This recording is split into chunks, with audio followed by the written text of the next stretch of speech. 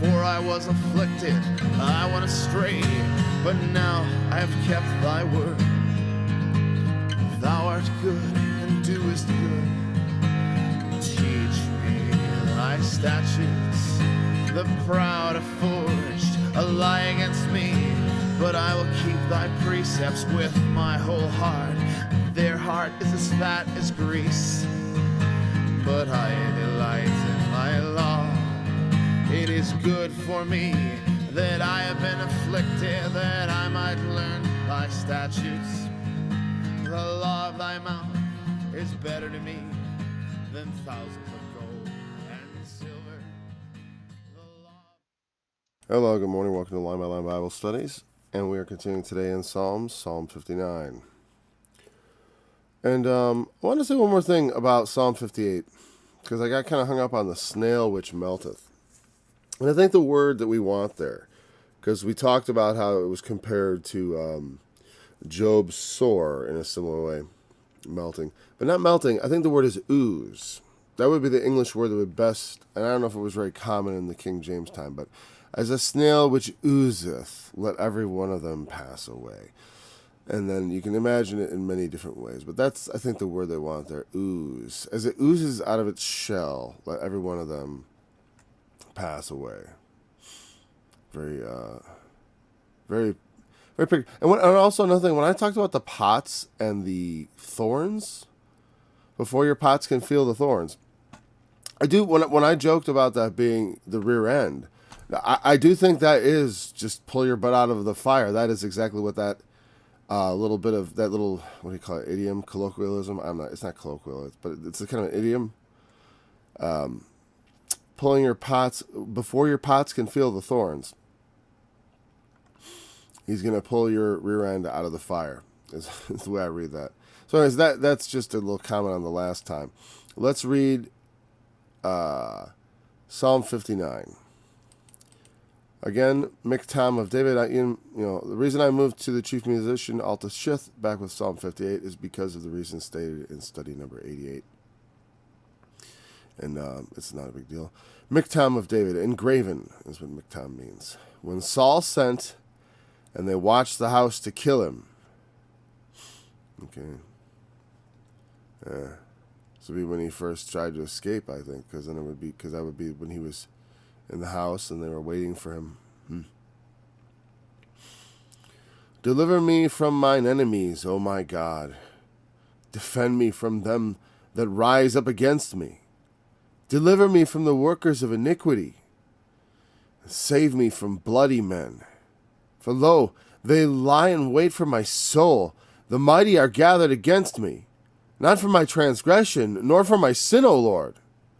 They run and prepare themselves without my fault. Awake to help me, and behold, thou therefore, O Lord God of hosts, the God of Israel, awake to visit all the heathen. Be not merciful to any wicked transgressors. Selah. They return at evening. They make a noise like a dog and go round about the city. Behold, they belch out with their mouth. Swords are in their lips. For who say they doth hear? But thou, O Lord, shalt laugh at them. Thou shalt have all the heathen in derision. Because of his strength will I wait upon thee. For God is my defense. Okay, yeah, I get that. The God of mercy shall prevent me. God shall let me see my desire upon mine enemies. Slay them not, lest my people forget. Scatter them by thy power, and bring them down, O Lord, our shield. For the sin of their mouth and the words of their lips, let them be even taken in their pride. And for cursing and lying which they speak, consume them in wrath, consume them, that they may not be. And let them know that God ruleth in Jacob unto the ends of the earth. Selah.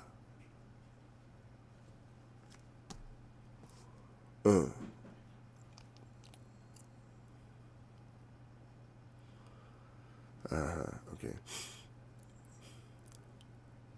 And at evening let them return, and let them make a noise like a dog, and go round about the city.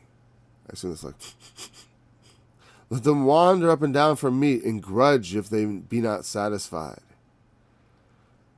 But I will sing of thy power. Yea, I will sing aloud of thy mercy in the morning, for thou hast been my defense and refuge in the day of my trouble. Unto thee, O my strength, will I sing, for God is my defense, and the God of my mercy. So,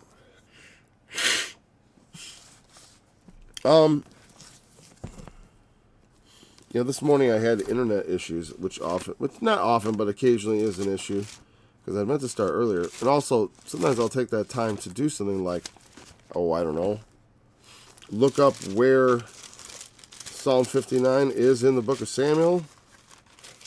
As far as like what that refers to, I'd like to know if there's some particular verses we could look at, because that's been very profitable in the past. 1 Samuel 19:11. That makes a lot of sense. That seems about right. Let's look at 1 Samuel 19:11. I just want to get the feel of that time.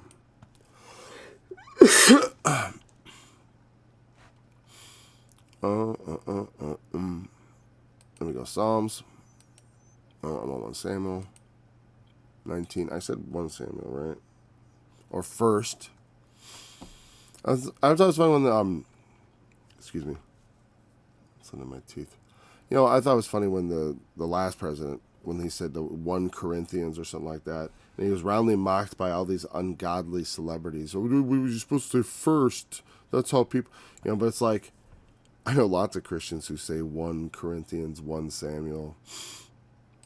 I mean, you could say first. I don't consider it to be a question of right and wrong, proper or improper. Maybe it's improper to say 1. Well, if I was trying to be proper, I would probably say 1 Samuel. But if I'm just casually sitting here studying, I'll say, it's 1 essay as far as I'm concerned. 1 essay. Saul also sent messengers unto David's house to watch him and to slay him in the morning. And Michal, David's wife, that's Saul's daughter, told him, saying, "If thou," he won her because he'd brought. What did he do? Whatever. I'm not gonna. That particular one. It was a number of things he had to accomplish before he actually was given her to wife. Michal, David's wife, told him, saying, "If thou save not thy life tonight, tomorrow thou shalt be slain." So Michal let David down through a window, and he went and fled and escaped. And Michal took an image and laid it in the bed, and put a pillow of goat's hair for his bolster, and covered it with a cloth. And it's such a pity, because what's funny? It's like David was popular with everybody, even the king. But because the Lord was displeased with Saul, he was bitter against David. But no one else was. It was all Saul's madness. But they obeyed the king. He sent messengers to slay him. And so she set up an image in his bed. And Saul sent messengers to take David. She said, he is sick.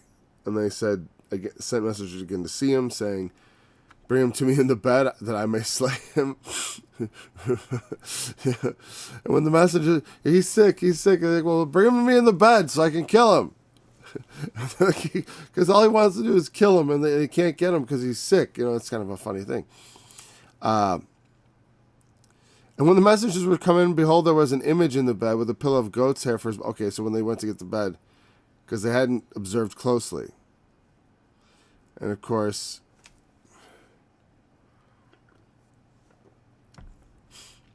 When she kind of lies to her dad. Like saying, he threatened my life. She helped him get away. All right, so that's what when that happened. And again... Let's go back just a bit there. No. Let's go to the beginning of this chapter. So what happened? This is when Saul speaks to Jonathan, his son, and all his servants that they should kill David. So the decision, this is when this is when that decision was made. To his son and to all his servants, we need to kill David. But Jonathan, Saul's son, delighted much in David And Jonathan told David, saying, Saul my father seeketh to kill thee. Now therefore I pray thee, take heed to thyself until the morning, and abide in a secret place. And he go out, and so then, and see, and then Jonathan sort of speaks good to Saul. This happens, and Saul sort of repents of it, the idea, and then what was this? And then Jonathan brought David to Saul, and he was in his presence as in times past. And then there was war again. So this is where we get to where we are right now. So it had happened, and then Saul had decided to kill David, and then Jonathan told David to hide, and then he went to his father and he talked him out of it. His own son, his heir, saying, no, don't kill David, because Jonathan delighted much in him. He was, he liked David. So Jonathan, they were like brothers, And Jonathan called David and showed him, okay, wait. And then there was war again, verse 8. And David went out and fought with the Philistines and slew them with a great slaughter, and they fled from him. And so he conquered the Philistines. And an evil spirit from the Lord was upon Saul.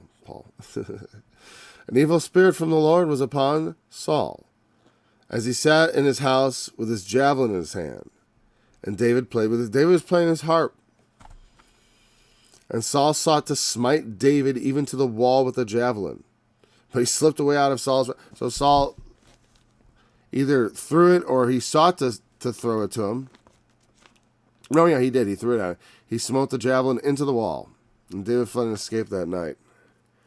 And that's when Saul sends the messengers to his house. Okay. So he's in hot pursuit. This is the first time he's really, I believe... Yeah, see, Jonathan and David.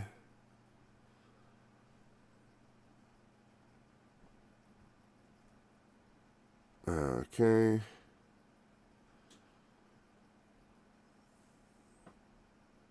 Yeah, this is the 18 is when this is happening. Yeah, so 19 is this when this comes to be. I just want to make sure we're confirmed that.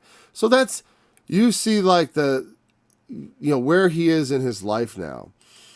Now, this is just when he's first being really, he knows that there's something wrong with Saul. He's already Jonathan already told him once that he wanted to kill him. Now, David didn't really get intimate with that situation. As far as, it was just told him from Jonathan, because Saul went to all his servants and to Jonathan, and then Jonathan went right to David. And so this time, he's just there with the king, playing his harp like old times, after a big slaughter. But every time he goes out and successfully fights for Israel, it makes Saul enraged with jealousy. And of course, I don't want to ignore the part about the evil spirit from the Lord, because it is particular to the story that it is characterized as just such, an evil spirit from the Lord. And of course, this is not out of, what it means is all spirits. And there's a portrayal of this in the Kings too. The Kings are considered the former prophets, the Kings and Samuel and Kings. And so, when you look at that, there's a passage where it talks about where one of the prophets he says, I saw the Lord, and there were all these spirits gathered before him. And he said, who will go up to, who will go down and get Ahab to go to battle? And I can't remember the place, to go up to battle at, so who will, and one spirit came and said one thing, one spirit came and said another, and then one said, I will be a lying spirit in the mouth of his prophets. He says, oh, you go and you will prosper. Now, that is a story that is, telling something that, when I look at that, do I think that was a literal event that happened, that God was waiting for a spirit to come along? It's almost comical. Because when the prophet tells the story, it almost sounds a little comical, like God's sitting there listening to ideas from these various spirits. But the thing is, the world is filled with spirits and ideas. Depending on, when you characterize a spirit, There are spirits great and small, spirits complicated, spirit. The idea of spirit, as we understand it, well, for one, there's no wholly agreed upon idea, a definition, that tracks across certainly every Christian denomination, but go beyond even Christianity to other religions, or even just linguistically. It's not linguistically. It has its origin in the idea of I want to say not aspiration, but and not inspiration, but breathing. Let's just say that. But the idea of breathing, and also that God breathed into us the breath of life, and man became a living soul. And the idea that spirit is connected with life and the things that are alive. And that's true. Spirits are connected to living things. Living things have spirit. But some things, there are other things that have spirits that are not living things. There are spirits, certain ideas come with a spirit. It's like when in a certain spirit, if you go into a certain mode where you have become possessed of a kind of a spirit, you become susceptible to certain kinds of ideas. Like a new arsenal of ideas opens to you, possibilities and things. Like possessed with the spirit of revenge, suddenly murder becomes a possibility where maybe previously it had been impossible to you. It's something you could never even consider. All kinds of things. So I'm just saying that in that there's a wide array. And so when Saul is being tormented by an evil spirit from the Lord, it's not necessarily, it just means something like that. Like he has sent forth some kind of living or some kind of spirit-infused entity, which is not of necessity have to be a personified being like an angel. That's what I'm saying. Spirits do not have to be beings. They are attached to beings. They make things into beings. But spirits in and of themselves are not of necessity beings. The Holy Spirit is a being. But the Holy Spirit is actually a person of the being God. So, how that is of a different nature because God is God. But when we're talking about human spirits, spirit is a very wide-ranging. God has a spirit, right? The Holy Spirit. But also there is spirit that he gives to men. It's not that God create, and of course, does God create evil spirits? Well, I don't know. In America, it's a spirit of calamity and such. God created the tree of the knowledge of good and evil. God created Satan. And whatever you want to say, he certainly had the potential to fall. And why wouldn't God know that he would fall? And then it ultimately comes to the question to me, what I accept is that God created Satan knowing and intending he would fall. And you say, well, what is he doing something wrong to Satan? No, that's just the nature of who he is. And it is more merciful, to create a world in which allows for the possibility of beings with which God is opposed does not make God evil. He is merciful even to those whom he abhors, and he grants even the wicked. He reigns on the just and the unjust. Even the wicked partakes of God's goodness to some degree, and that is because God has deemed that to be a good way to do what he has planned to do, as far as to raise up sons. So Saul, in his hatred and his disobedience, yes, an evil spirit torments him, and it has to do with the Lord, and it has to do with his disobedience, and it has come from God. You know what I mean? It's like he's condemned. He's filled his heart with hatred for a man, for being better than him, and for really no other reason, because David will do no harm to any of Saul's house if left to his own devices. I mean, he certainly tries to do good by every single one of them. There's was it Ishbosheth, or there was a little bit of controversy. Some of them were not entirely loyal afterwards, or whatever. Or there was question of loyalty or whatever. He had a son that was wounded. Was that Jonathan's son? I forget. But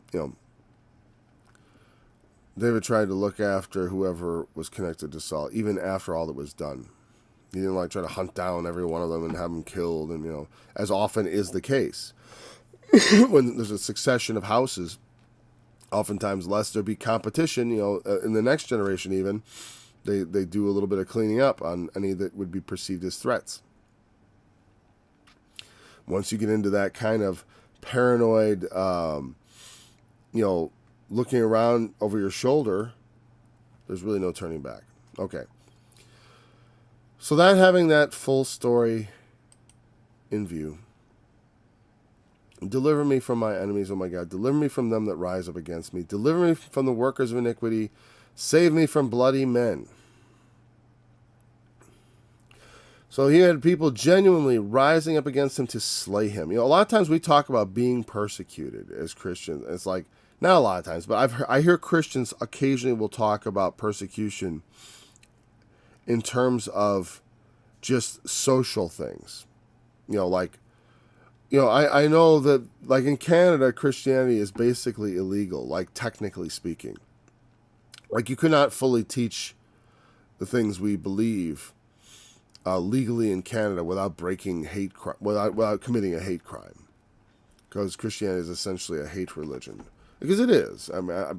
Love and hate. I love, therefore. There is love and hate. And everything there is love and hate. And those who deny it are liars. You know what I mean?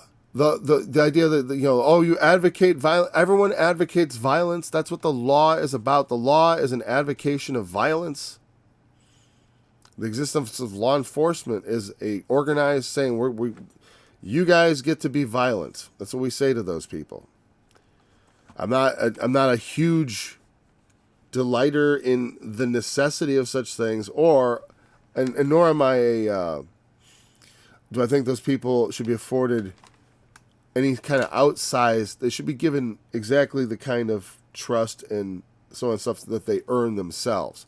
But just wearing the uniform, you got to respect the uniform because they can hurt you. And so, you got to be careful because there are bad apples. But overall, we all want order. It's just people dispute about what kind of order. What are these enforcers of the laws going to do? Some people would like them to break in here and stop all this. Or break in wherever and stop all that. We got to put a stop to it. But there's people who always want to run people's lives. What there should be there is a deterrent to crime and to track down those who commit them and to put them in jail or bring them to trial and have them punished according to the law. According to custom. But the thing is, people want to change that, and that's advocating violence. When you want to change the law, or it's in. If people want to get rid of laws, that might be saying you're taking. That would be the opposite. But we need some sort of. There is a necessity. We advocate laws against things we hate. They say Christianity is a religion of hate. Well, people who outlaw the things we believe hate us. You know what I mean? We're definitely hated. It's not persecution though. You know what I mean? Being hated is not the same as being persecuted. So while Christianity is illegal in Canada and it's hated all over the place in pop culture around the world, as far as especially when you get into the when we're talking about what do I call it? I guess I would call it the perverted sexual agenda. The agenda that wants to push sexual content on younger and younger people, and start talking about sex with younger and younger people. That agenda, but that's not. Now that can get into persecution. Like I said, when they come in and when they come after you, that's when they start passing laws against you. That's persecution. Persecution implies pursuit. When someone just thinks you're whatever, some insert pejorative term there, they just think that you don't matter, or you're wrong, or even if they hate your guts. That's not persecution. When they lay in wait for your soul, yeah, even when they start coming after your job and stuff, yeah, that's persecution too. When they actually try to hurt you in some tangible way, not feelings. Feelings don't count. You feel this, you feel that, or someone just says something to you, or even yells at you. That's not persecution. As far as I know, I've had some harassment, but I would consider it persecution. I've been harassed. I've had like one time. I don't want to give people ideas, but in case someone, but nobody watches except people who like it. So, what I mean. Sometimes I'll say nobody watches. I mean the enemies. They don't sit through this stuff. They're not gonna sit through all this. That's Google could have their little, they have their bot that'll translate me and learn how I talk. It's amazing. I remember watching my music in real time. I uploaded it and immediately. It said all my words, and I was like, wow, they know what I'm saying. Whatever, but who cares? Is anyone looking at what I'm saying? I mean, maybe there's red flags or whatever. It's like, but I don't know.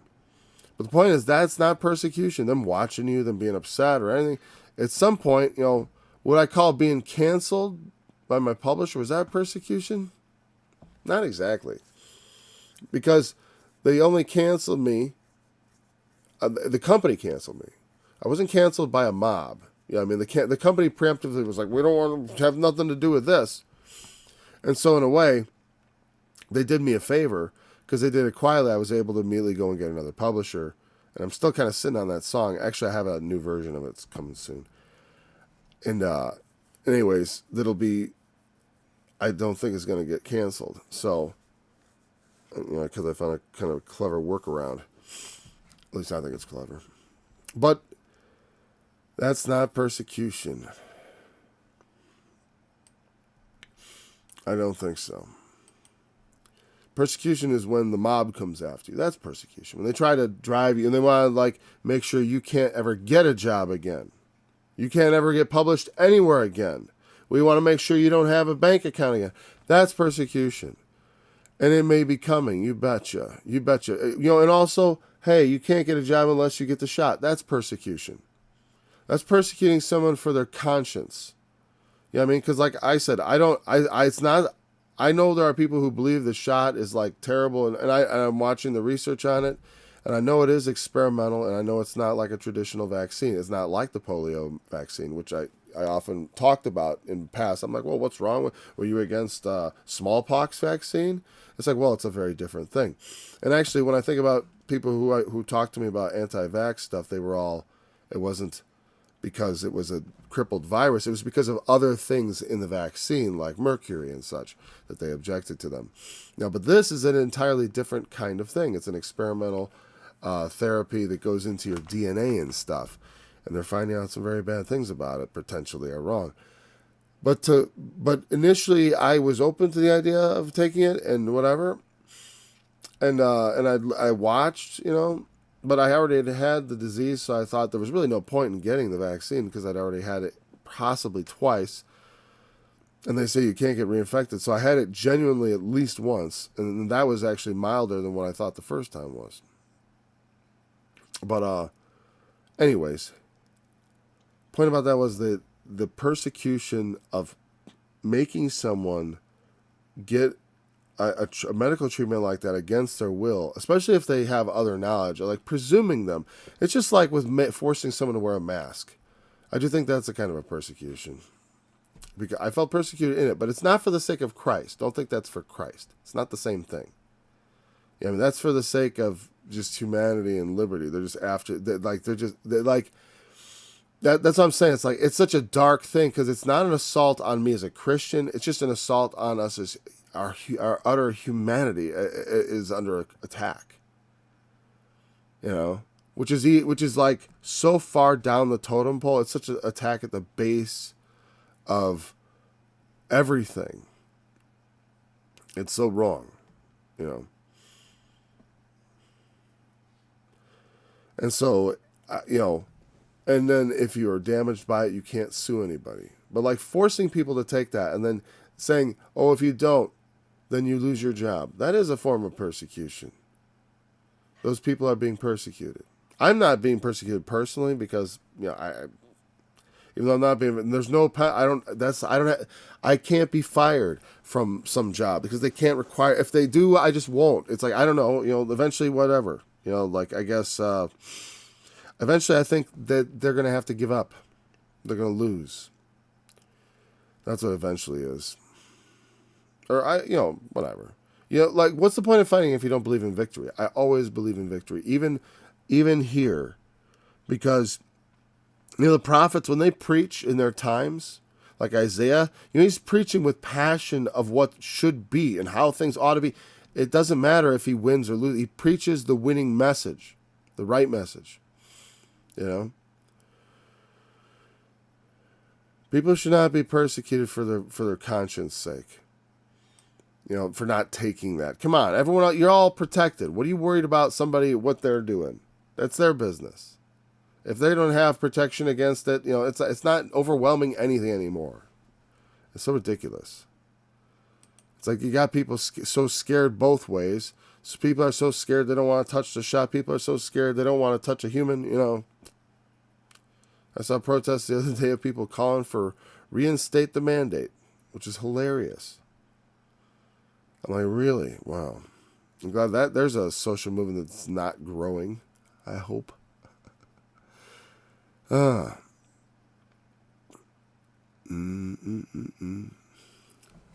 lie in wait for my soul, money. Okay.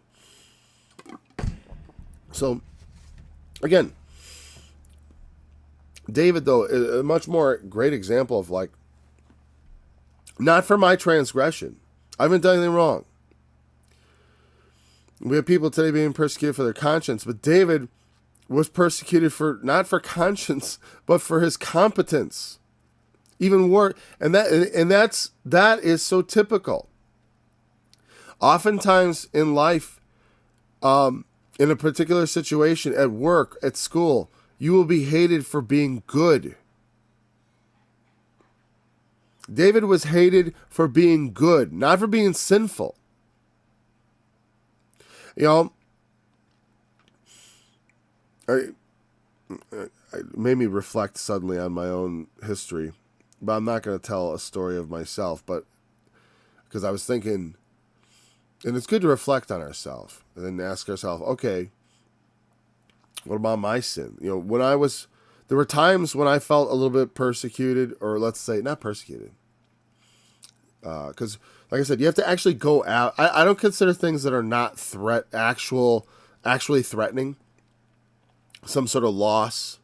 Like I said, like you lose your job, you can lose your bank account, or whatever. If you oppose this, that's persecution.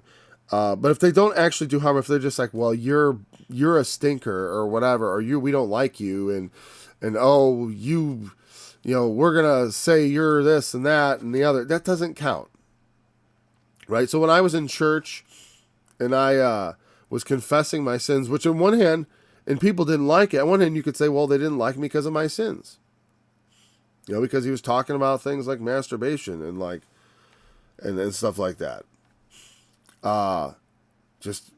Even though it's common to man, I think it was because I shouldn't be talking about it, I guess. But I was confessing it because it was a real problem. But the problem was it was a real problem for a lot of people who weren't confessing it, and whatever, as a real problem.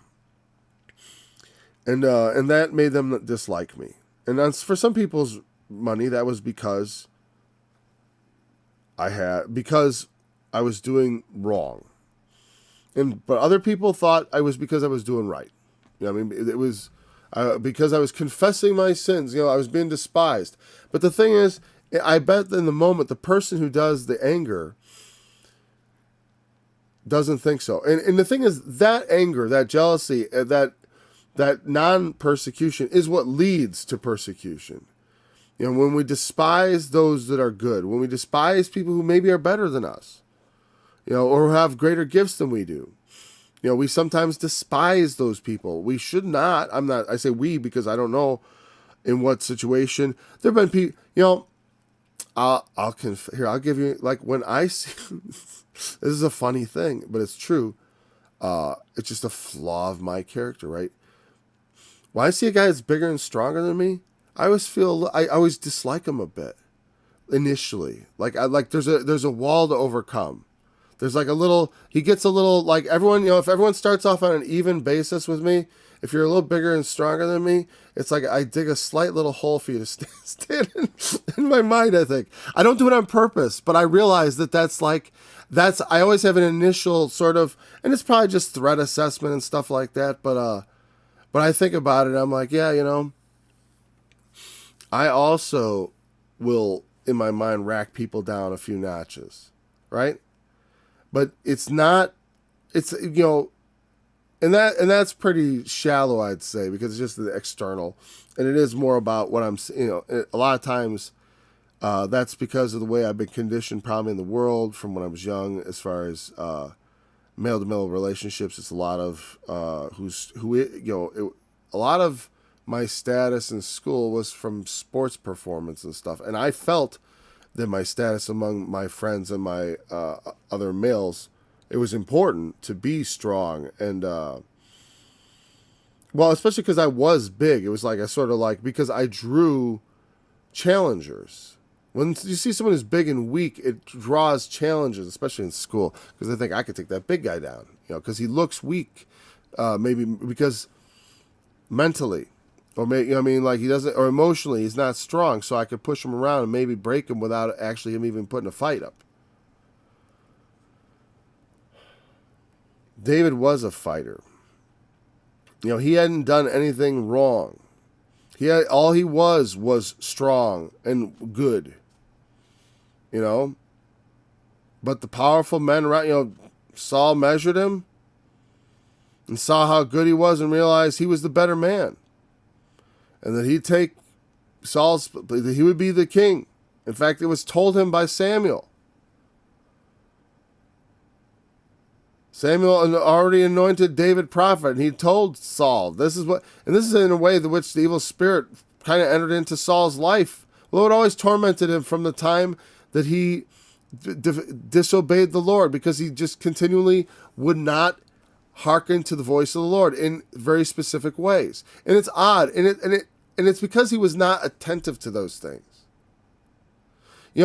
Sometimes we don't know, like, I'm glad that we have the grace and mercy of the Lord Jesus, and also the ability with hindsight to look back at other people's mistakes, like Saul and David, and that we, because it's so easy. It is easy to go look at their mistakes and to say, okay, let's not go the same way. But for the grace of God, there go I. But also, in spite of the grace of God, there go I. Because the grace of God protects me, but I still struggle sometimes with similar things. Make me not like Saul, who envies the man that's better than him. I don't want to be that man. And that is a danger whenever you have great gifts. To whom much is given, much is expected. And also, power corrupts, and absolute power corrupts absolutely. If you don't think that I don't accept donations and stuff. I do accept them, but I don't provide a funnel for donations. That's what I should say. I do accept them if as I've said, no one's ever sent me a check I didn't cash.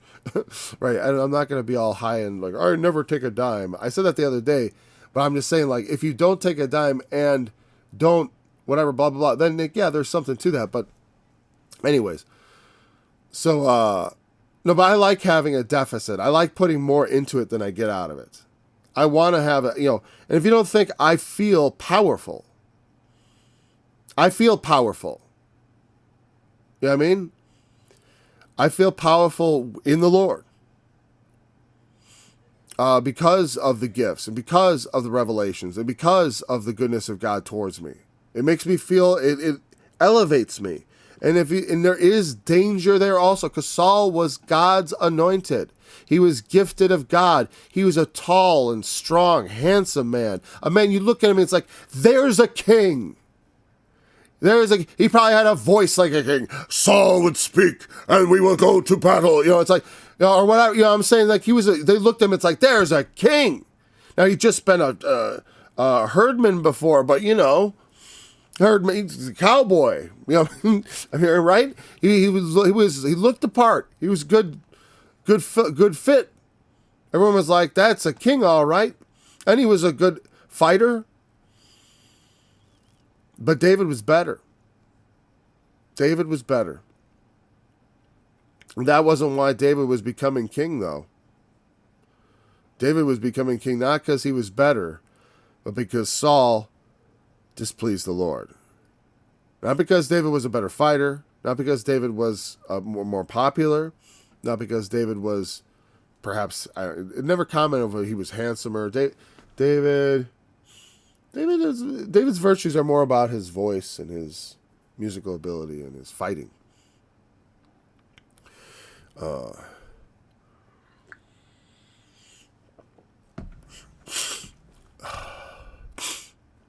So they run and prepare themselves without my fault. You know, they're perfectly willing to kill me without me doing anything wrong.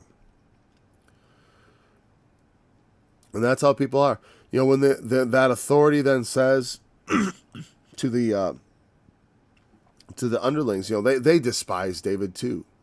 He's getting too close to the king. You know, he's the one who's being blessed, and the one who's being lifted up, and everyone's all excited about it. And they're all there vying for position in the king's house. And now here's a chance to really please the king. Who can kill David? Who will bring me David? He says, wake to help me and look, behold. You know, he wants God to have his eyes on the situation. God, see my situation. This is so unfair. Again, you know, the fact that let's just keep reading. You know, he says, awake up, visit all the heathen.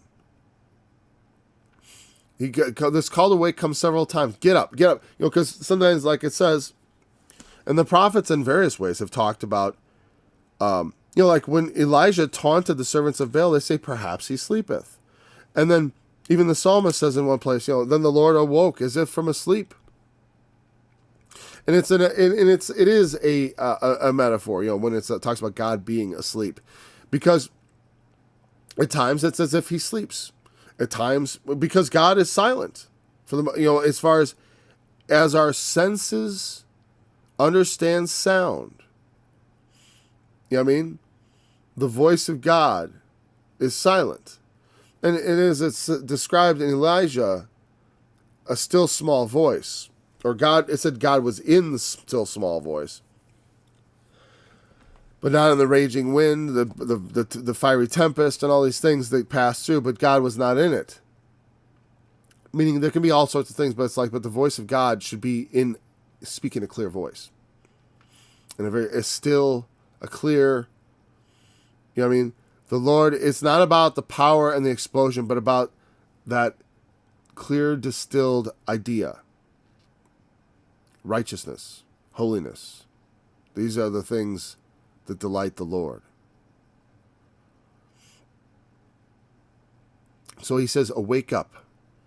So that means like, God, we don't see, it seems oftentimes we don't see the actions of God. Though the scriptures say, day into day declare the glory of God. And I look around, I live my life in constant, not constant, but in perpetual rediscovery of the wonder that God has wrought. You know, and so I'm not constantly aware of it, but I'm perpetually reminding myself and being alerted again to the Lord's glorious handiwork through the creative thing, and also through other more subtle things, like in the spirit, also in tune with the ideas and the things that God reveals to us. You know, as we just enter into prayer and meditate with God, we receive things. And that God seems awake and alive in our life. I don't want God to seem asleep. That's what I'm sort of arguing against this. It's like, yeah, a lot of times I have had in my lifetimes when I felt like I feel like God's always awake now. Like he's perpetually, the Lord's eyes are always upon me. You know, it's like, not always, but like I said, I felt like it's a constant rediscovery. Oh, you know, like that's how I feel. Now at times Though you can really feel like, boy, it's like I haven't heard from the Lord. Maybe he hasn't heard from you. Or, because the more he hears from you, the more you will hear from him. But like, we want him to start taking action, like in the world. Like, why doesn't God do something about this? Or why doesn't he, visit all the heathen? That's what I mean. Want to wake up and look at all the transgressions in the world. There's something that has to be done, right? There's got to be some transgression, of why am I being persecuted? It's almost like the question. It's the implied question. Wake up, visit all the heathen. Be not merciful to any wicked transgressors. Why does he say that? He said it's sort of like, judge me, O Lord. I haven't done anything wrong. I believe in the punishment of those who've done wrong. He's saying, I punish the wicked. Don't be merciful to wicked transgressors. They're coming after me. And also the implication is, these are transgressors. Be not merciful to them. Remember that they are, regard them as the heathen. Let them be unto you as the heathen. In fact, that's what it counsels in the New Testament. When it says, if after the second and third admonition, let them be unto you as an heathen man. Or if they will not hear the church, let them be unto you as an heathen. Like an outsider, an unbeliever. Visit them. Visit these unbeliever transgressors. They return at evening. They make a noise like a dog. They were sniffing. He'd already left, but he knew they came for him at his house, and he fled. But then he probably heard message. Oh yeah, they came back and they were sniffing around. Where is he? Well, he's sick. Can we see him? Like a dog. They're sniffing around. They're going around the city. They're saying, where is David? Trying to sniff him out. They're trying to hunt for him. They belch out with their mouth. The swords are in their lips. Okay. For who say they doth hear? Yeah, because it's like, because they are working for the king. So who's going to hear that's going to say anything that's going to stop us? You know what I mean? So belch out with their mouth is basically a way of saying that their speech is vulgar. You know what I mean? Instead of their, just like swords are in their lips, it means there's violence in their talk, right? And they're vulgar, and the idea of they belch out with their mouth. It's like they have vulgar speech. They have swords in their lips, to cut. Vulgarity and cutting there on there. That's a effing kill him. Effing, we'll stick a knife in his effing back. That is the kind of picture I'm getting out of that. Who's it's we're gonna get him. It's like we'll lay in wait. Who's listening? They fear not the Lord. Because as everyone who takes secret counsel ought to know, God is in your secret counsels. He is. That's the problem with everything today, is that the majority of... I begin to believe that there is so very little fear of God among the leadership. They think God sleeps. Even those who claim to fear him think he sleeps, when he is definitely at work. But like what he's doing is letting them fulfill their transgressions, unfortunately. It would be better that they be turned. But as they fill up, it means the inevitable, it's going to be rough. Yeah. But the Lord shall laugh at them. Thou shalt have all the heathen in derision. God always has the heathen in derision. They always think they're getting the best of it, but they always end up with the worst of it. That's not what I want. I wanted to just look up derision. Because oftentimes I find words like that are just not, maybe that's not the best encapsulation of what we want there. So let's see. That's what, verse 8? There we go. There's derision. All right. I'm just going to leave it down there for now. Let's see if I can get... It's called log. All kids love log. See, it's actually, it uses the other kind of A. Actually, there's 3 A's as far as I can tell in that sentence. All right. Anyways, different kinds of it. It's like they had the vowel points they use, these little dashes and the little upside down top hat there. Those are indications of vowel sounds because these are all consonants. Even though this is called a yin and is kind of an A. They have an A that's like they have a vowelless language that has a couple of vowels in the, and then they add these points. It's weird. All right, so it means to mock, deride, or stammer. To mock, deride, or stammer. All right, let's see what the Strong's has to say. A primitive writ to deride by implication is if imitating a foreigner, to speak unintelligibly, to have in derision, to laugh, to scorn, to mock, or stammering. That's how it's translated. So having to cause to stammer is a certain. A people of stammering tongue, Isaiah 33, sure. But here I think it's pretty obviously the derision is to deride, and sort of idea of mockery is in that too, like as if imitating a foreigner. He will have all the heathen in a position of that derision and mockery.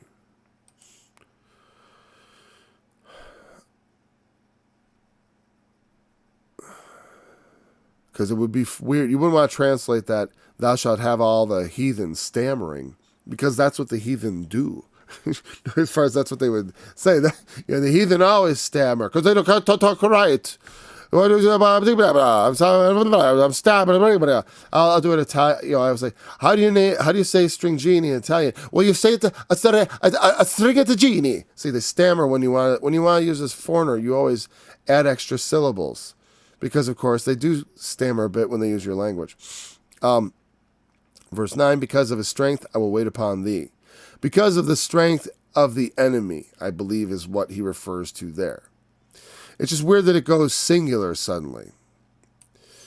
It could refer directly to Saul. Because it says, if it said, because of his strength, I will wait upon him. You know what I mean? It says, but thou, O Lord, shalt laugh at them. Thou shalt have all the heathen in derision. Now they put a period there. Because of his strength, I will wait upon thee, for God is my defense. Let's see what another translation did with that. Let's see if I was, I got the one thought in there, right? Which I said what? But the because of, notice, is in a bracket here. That means it's not really in they add that. So there is no because of. That's a real, that might be there. Now, what I mean, it may be implied by the context. It's not always obvious. And watch, you'll see, probably every translation will have a little, let's see what the NIV did, because they're going, we know they're going to try to interpret, right? Verse 8. Verse 9, sorry. You are my strength, I watch for you. You, O God, are my fortress. His strength. Now, it says my strength. Now, let's say, maybe it is my strength, but I think my and his are probably very definitively different in Hebrew. Yeah, see, in the NAS, we're like, nope, his strength, I will watch for you. God is my refuge. So maybe they were saying, the NIV might be suggesting, like, oh, we think this was an error. Maybe there was a copying error there. I don't know. Let's see what the New King James does with that, since that's another modern translation. But, they say, I will wait for you, O you, his strength. For God is my defense. Huh, interesting. And I like the way they put that, because that seems to me like they're really trying to not add too many words and stick with the Hebrew and try to be a not thought for thought, but literally trying to keep it more like you're just translating, not thought-lating. just interpret, not doing too much interpreting of what's being said. Yeah, I wonder, like, that almost makes, what did the NIV do with the pots hitting the thorns? I just really wanted to know that. Wait, I gotta go back. How did the NIV handle that? Before your pots can feel the heat of the thorns. They threw the heat in because they wanted you to understand it meant fire. See, that's... Whether they be green or dry, the wicked will be swept away. Again, I think your pots on the fire refers to your two pots. I'm pretty sure. He's going to pull your pots out of the fire. That is called a euphemism for your bottom. Okay? I'm pretty sure. Before your pots feel the thorns, he will blow them all away. All right. So here we go back to our scripture. Because of his strength, I will wait upon thee. I will wait upon thee, O his strength. I honestly, if I was going to translate this, I would be more like this. Oh, his strength. And then I would put an exclamation point right there. Or that's all, everyone, that's what translators do. There's no punctuation in Hebrew.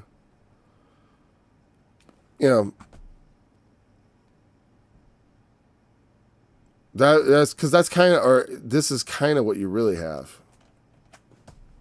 This is what's there in Hebrew. It's just a little awkward, But in a song, honestly, to me, that's not that weird. His strength, I will wait upon thee, for God is my defense. That to me, that's perfectly acceptable. That makes more sense in many ways than anything they do. And again, you have to put some sort of punctuation. I mean, it could be a comma, because we're going into English and we use punctuation. It's probably more like an interjection. That's the way it looks to me. But again, I'm not an expert, so don't. Oh, I didn't even show you guys what I was doing. Sorry, I did it all over there. But see here, I did his strength. Will I wait upon thee, for God is my defense. That's how, if I was doing it, I would do it. But that's not because I'm an expert. That's because I don't know anything. And that's the one I'm most comfortable with, because that most resembles what it looks like the Hebrew is. Now, that may not be a good translation, though, because there may be something about that. But the thing is, since the translators don't agree, they call it difficult. And then, and so I look at that difficult passage and say, well, I'm an artist. And as a musician, I just see it's like, well, why are you adding words? Just get off what he had in there and then let's look at it. Because it's like, oftentimes it is not because of his strength. Okay. Instead of saying because of, maybe because of, that's why O is not bad. O, his strength is kind of like a because, and I put a lowercase. All right. Caps lock off. So, the men of evil will think we can get away with everything because nobody's watching, because they have no fear of God. They think there is no in their secret councils. And then if all the power in the world is in their hands, there's no power that's over them. There's nothing to hold them hold them to account. And that the people are too disunified. And they can't be unified except by really demagoguery. I mean, it's except for someone who appeals to the masses cynically. The masses can't be brought together like, this is what they think. They can't be brought together rationally to take down corrupt leadership. And this is the challenge of democracy. Can we marshal rationally the forces of all the people to vote down and to reestablish freedom and all this thing? Because people say, in the song I'm about to publish, I say, the Freedom Convoy stands for freedom and nothing less. Because because when people deride it, they don't understand how critical it is. Freedom of thought, freedom of speech is what created the kind of prosperity that we enjoy.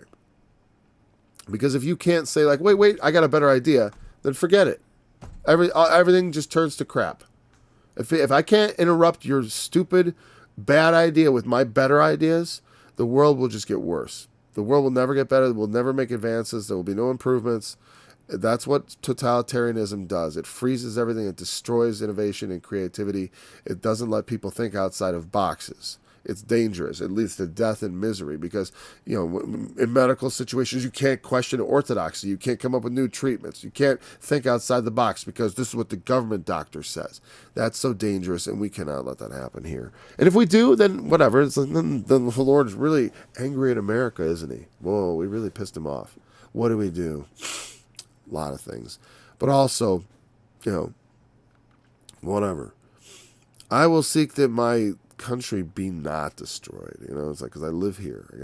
I'm gonna be leaving descendants possibly, unless the Lord come. In which case, I am, if the Lord's coming, well, I'm, my first loyalty is to heaven.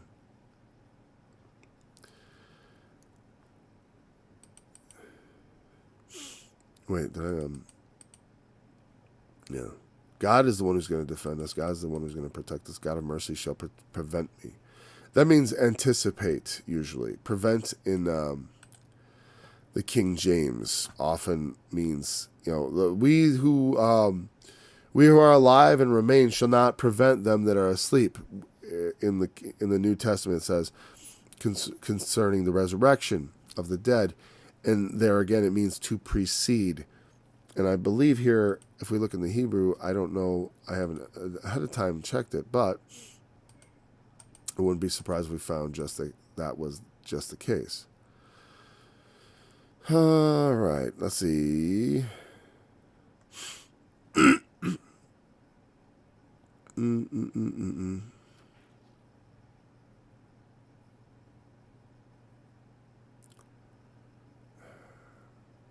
Prevent. To be in front or meet, yeah. It means to like meet. To meet. To meet's when you have to kind of anticipate where they're going to be and you come there at the same time. So that's meeting. Anticipation. Not anticipation, but it implies a sort of anticipation. That's why it's prevent. We think of prevent as like stop. But, like you ever heard of circumvent? To prevent means just to be there. To prevent. You just get there. Now, it could mean you stop them at that point, and it has come to imply that so strongly that we think of it as that's what that means. We have a prevent defense means to stop, stop winning. That's what I say. It prevents you from winning. Come or be in front to meet. Okay. And we're about wrapped up, aren't we? So that's that. All right. Let's just look back at this. Something's wrong. Okay, there we go. All right. So, and then he says, God shall let me see my desire upon my enemies. And that's the part we're going to start on, we'll start with verse 10 as our explanation. We discussed this prevent. We went there. We don't have to look that word up again. But we're going to start this because this is when I was reading, I'm like, this is the part we really got to talk about what he's saying. It's real interesting. So this will be the rest of the psalm we'll have for tomorrow. We'll pick it up at verse 10 tomorrow. Thanks for joining me in this day. We'll be back again tomorrow to continue in the book of Psalms. Until then, thank you for joining us. Before I was afflicted, I went astray, but now I have kept thy word. Thou art good and doest good. Teach me thy statutes. The proud have forged a lie against me, but I will keep thy precepts with my whole heart. Their heart is as fat as grease, but I delight in thy law. It is good for me that I have been afflicted, that I might learn thy statutes. The law of thy mouth is better to me than thousands of gold.